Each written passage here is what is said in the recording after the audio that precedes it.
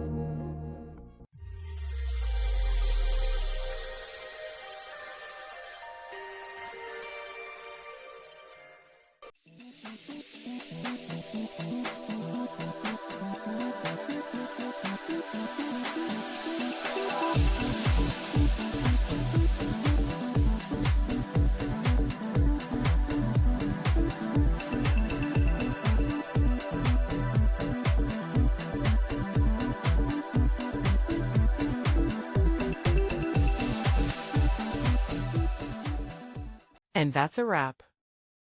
I hope you found the answer you were looking for. If you did, take a second to hit that subscribe button. It really helps out.